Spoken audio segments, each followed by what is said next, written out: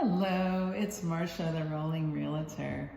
I am just at the end of my last open house for the day. Had a few today, and this is my last one. And I don't have any more appointments, so I thought I'd just do a quick video to give you some information about pricing. I did a seller's video the other day, and I promised that I would do a separate video about pricing, because of course it's a very important component of getting your house ready to sell and being prepared for that. So I'm going to go from general to specific.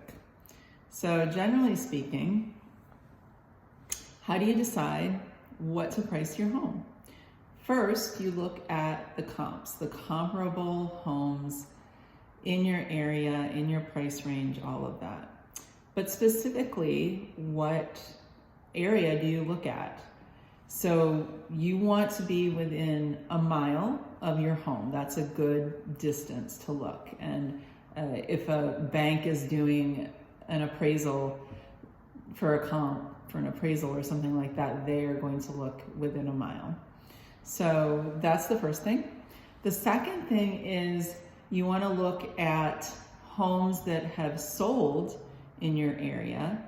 And you want to look no more than 1 year. So 6 months to 1 year is, the furthest out you want to go. Of course, anything that's very current is very helpful. The more current, the better. But sometimes in certain areas, you don't have things that have sold in the last month or something like that. So then you want to look at homes that are currently on the market as well to get an idea where they're priced. It doesn't mean that they are going to get sold for the price they're listed at, but you do want to look at what is on the market. So you've got the distance, you've got sold homes on the market. Then we start to get more specific. You want to be looking at like properties, and I'm going to break this down into 3 parts. So the first part is, of course, the type of property that you have. Is it a townhouse? Is it a condo? Is it a standalone single family home? Is it a co-op? You want to compare co-ops to co-ops, townhomes to townhomes. Now that's not to say if you have a townhouse on the market that buyers who come aren't going to look at condos as well. They might be trying to figure out what they want to do, right? Do they want the hassle? I don't want to say hassle. Do they want the management that's involved with their own home, or do they want someone else to take care of it and have a condo? So it just depends. But in general, for pricing, you want to be, like properties to like properties. And then the other thing you want to think about with that when you're comparing is what's the condition of the things that you're comparing to. So if your home has recently been renovated, you're going to price it differently than if you haven't done any work on it in a while, which means someone coming in may need to do work on it. So you want to keep that in mind as well. If you want someone to buy it and then they have to put money in after they buy it, you're going to price it a little differently. So you want to be looking at what was sold. Was it renovated? Was it not? So those are the 3 things in terms of the type of properties that you want to look at, like comparing apples to apples, as it were.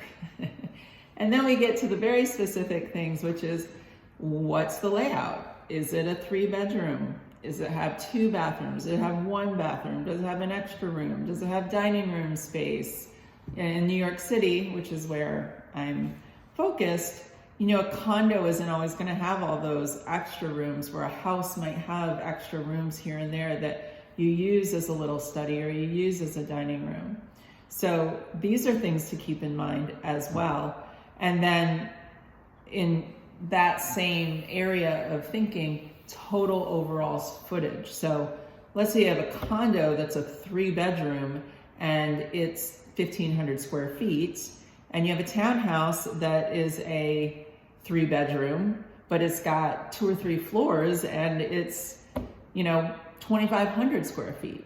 So that's a big difference in terms of usable space. And that's something to also take into consideration. So those are the general and more specific things that you want to think about in terms of pricing a home. If you are, of course, that's if you're trying to do it on your own. If you're working with a realtor, any realtor, then they're going to be doing this research and comparing for you. You won't have to do it. And you may have your eye on the market and know, a little bit about what's going on currently, especially if you've started thinking about selling, you're going to have your eye on it a little bit. And as realtors, we have our eyes on it every day, and we're really seeing the trends as we go through day to day, month to month, year to year. So we have a little bit more of like our hand on the pulse. And I think personally, I know that sort of my intuition goes into it a lot too, to figure out how to price, because I've been watching things over a longer period of time, and I really intuitively try to see what I think, could really happen with homes. So that's it.